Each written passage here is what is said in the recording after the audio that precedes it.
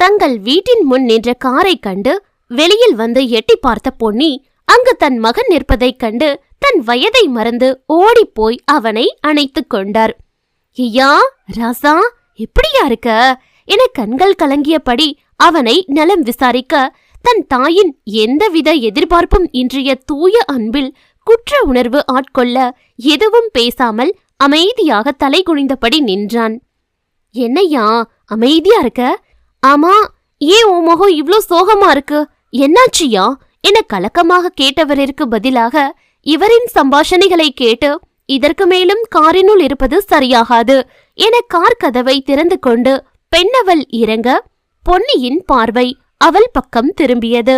தன் மகனோடு வந்த பெண்ணை கண்ட பொன்னி அவளை மேலிருந்து கீழ்வரை ஆராயும் பார்வை பார்த்தார். ஒயிட் அண்ட் பிளாக்கில் டிப்டாப்பாக கோட்ஷூட் அணிந்திருந்தவளை கண்டு வியப்பில் கண்களை விரித்தவர் அடுத்த நொடி அவர் பார்வை ஒன்றில் நிலைக்குத்தி நின்றது. மஞ்சள் கயிற்றில் பொன் தாலியுடன் ஈரம் கூட காயாத நிலையில் அவள் கழுத்தில் அது தொங்கிக் கொண்டிருந்தது.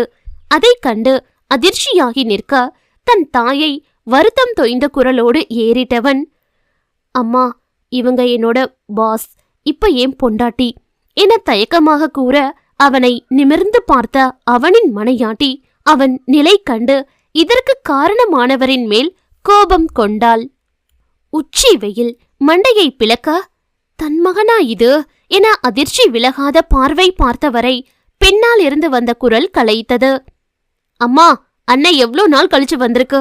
நீ என்னன்னா வெளியில நின்னு கனவு கண்டுட்டு இருக்கியேமா, உள்ளார கூட்டி வா, சுத்தி முத்தி எல்லாரும் நம்மளுகளதான் பாக்குதுக என்ற அந்த வீட்டின் கடைக்குட்டியின் பேச்சில் சுயம் வந்தவர் சுற்றி ஒரு பார்வை பார்த்துவிட்டு உள்ளார வாயா என சுரத்தே இல்லாத குரலில் சொல்லிவிட்டு நகர, அம்மா என சிறு பயத்தோடு அழைக்க, உள்ளவா பேசிக்கலாம் என்று விட்டு நகர்ந்து விட பெண்ணவளை திரும்பி பார்த்தவன் மேடம் என்று எதையோ சொல்ல தடுமாற அதை புரிந்து கொண்டவளாய் அவ்வளவு நேரம் அவர்களின் அருகே நின்ற டிரைவரிடம் திரும்பி, நீங்க கிளம்புங்க குமார்னா என்றவள் தனது பையை எடுத்துக்கொண்டு நகர அவரோ அந்த ஊரையும் வீட்டையும் ஒரு பார்வை பார்த்தவர், எப்படி வாழ்ந்த புள்ள இன்னைக்கு என பெருமூச்சு விட்டு கவலைப்பட்டபடி அங்கிருந்து நகர்ந்தார்.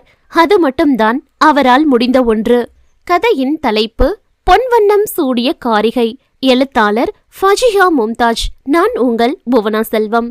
டிஸ்கிரிப்ஷன்ல லிங்க் கொடுக்கறேன், கேட்காதவங்க கேட்டுக்கோங்க.